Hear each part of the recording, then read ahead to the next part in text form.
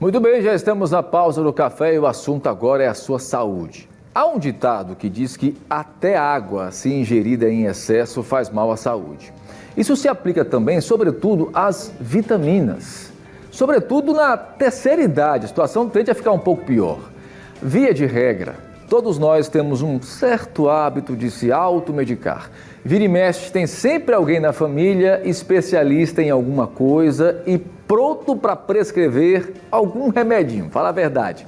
Desses remedinhos que não precisam de receita médica, é exatamente aí que mora o perigo. Olha, apesar de parecerem inofensivos nas prateleiras das farmácias ou de produtos naturais e casas de produtos naturais, os suplementos vitamínicos podem sim causar danos ao organismo se forem tomados sem a devida orientação de um especialista. Esse é o assunto de hoje e nós vamos começar e, sobretudo, entender os riscos e os benefícios do uso de vitaminas com o médico geriatra, mais uma vez aqui conosco, o doutor Alexandre Brito. Prazer recebê-lo, bem-vindo. Prazer é nosso, muito obrigado pela oportunidade mais uma vez. Bom dia a todos. Aquele ditado está certo? Certíssimo. Pois é, apesar da gente ouvir muito, olha, não se automedique, né? Utilizar vitaminas, ingerir vitaminas, que muitas vezes vem acompanhada de sais minerais, pode entrar também nesse significado de automedicação, apesar de não ter o significado, não é remédio, é vitamina. Exato. Mas entra nesse rol de automedicação. Usam como desculpa, né? E toda automedicação, ela é perigosa sim, ela tem um grau de risco sim. É verdade. Doutor Alexandre, quais são de fato os riscos, né, de tomar vitaminas de forma indiscriminada, em hora errada e acumulando? Hoje você chega numa farmácia, por exemplo, que tem de suplemento alimentar de o alfabeto inteiro, de A a Z, tome, específico para os idosos, específico para crianças, específico para gestantes, não é? Infelizmente há uma oferta, né? Há uma banalização através de uma atitude arbitrária, de ao se chegar na farmácia ser praticamente seduzido, infelizmente, né? Com a oferta de um polivitamínico, olha, um energético, etc. E na maioria das vezes, infelizmente, a população ainda aceita isso. Bom, o fato é que esses polivitamínicos que levam as letras do alfabeto toda, um dos principais problemas é que o paciente acha que está sendo suplementado, né? E na verdade existem subdosagens que, para poder agregar todas essas letras do alfabeto, vitamina A, B, C, D, E e sais minerais, né, foi necessário para viabilizar essa confecção desse suplemento que se utilizasse dosagens mínimas. Então o paciente acha que está sendo suplementado e na verdade não está. Precisaria de algumas letras específicas desse alfabeto serem consumidas numa dosagem maior, né, e outras não. Por exemplo, os minerais ou os sais minerais que vêm associados ali, muitas vezes o paciente não precisa e está ingerindo aqueles minerais, né? Então isso pode sim ter uma ação até certo ponto tóxica, pode sobrecarregar rim, pode interferir na pressão e pode interferir na absorção de outras vitaminas. Um exemplo clássico, vamos dar aqui, tentar passar para vocês com clareza, é o zinco e o cálcio. O zinco é um mineral fundamental, né, para a ação dos hormônios tireoidianos, para o sistema imunológico. O cálcio é importantíssimo para a prevenção de osteoporose e o tratamento da osteoporose. Entretanto, se você associa cálcio e zinco numa mesma ingestão, inclusive na hora do almoço, como é de rotina, até a gente prescrever na hora do almoço polivitamínico, porém, esse critério de ingerir ao mesmo tempo zinco e cálcio faz com que a absorção do zinco seja prejudicada.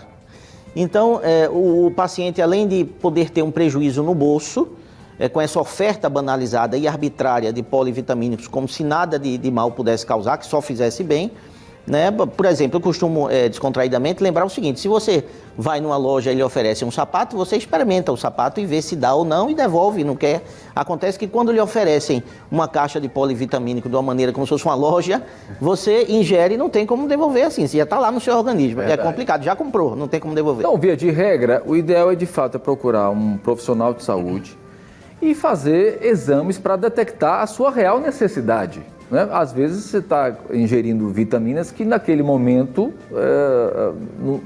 não há que nem porquê, né? Se há de fato uma diminuição, por exemplo, na vitamina D, eu vou tirar por mim.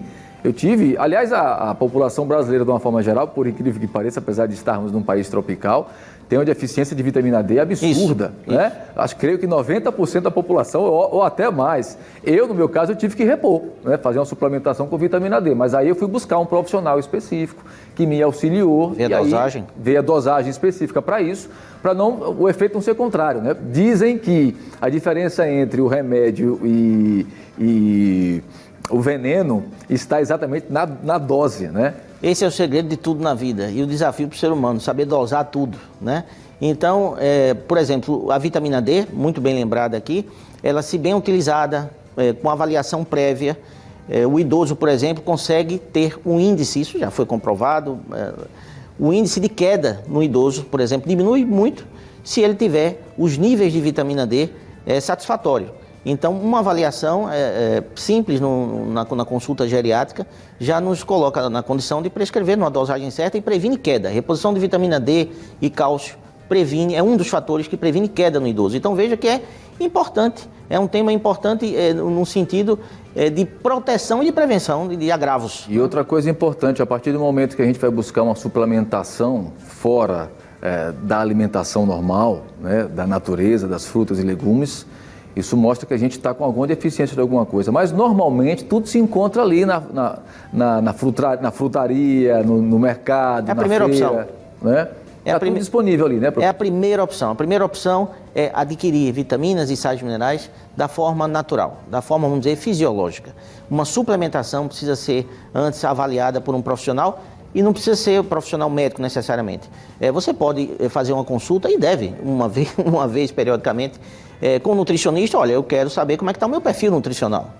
Tá? E aí o profissional da nutrição também pode prestar essa assistência de maneira muito útil para o paciente e até encaminhar. Olha, precisa ver se tem uma patologia que está atrapalhando a absorção de determinadas vitaminas. O idoso tem uma série de dificuldades de absorver alguns nutrientes e a gente precisa intervir. Exatamente. Muitas vezes, principalmente o idoso diabético.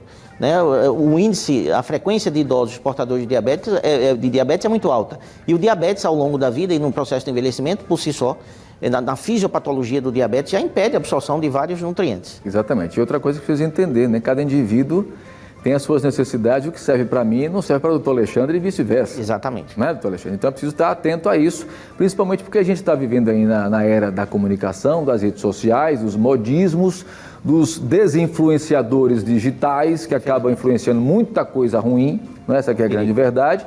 Agora, para fechar o nosso papo, o senhor acredita que a facilidade na comercialização dessa suplementação seria a base desse problema? Sim, é um pilar importante dessa problemática que pesa no bolso do nosso paciente.